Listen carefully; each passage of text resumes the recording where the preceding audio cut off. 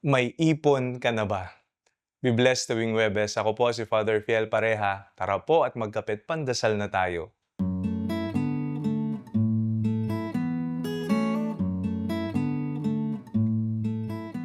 Marami sa atin ang abala sa pag-ipon ng pera, gamit, ari-arian, tagumpay at seguridad para sa hinaharap. Sa isipan ng nag-iipon, kapag marami, mas nagiging panatag siya. Ngunit minsan, sa sobrang pagtutok niya sa mga bagay na nasusukat, nakakalimutan niya ang mga bagay na tunay na mahalaga. Ano mang nasusukat dito sa lupa ay hindi natin madadala sa langit.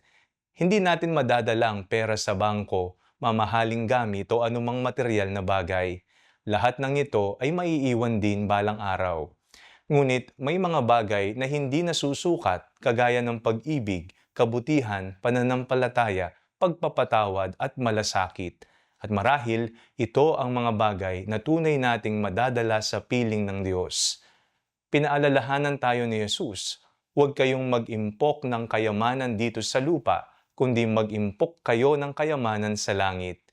Hindi naman sinasabi ni Jesus na masama ang magkaroon ng ari-arian, ngunit tinuturuan niya tayo kung ano ang dapat higit na pahalagahan.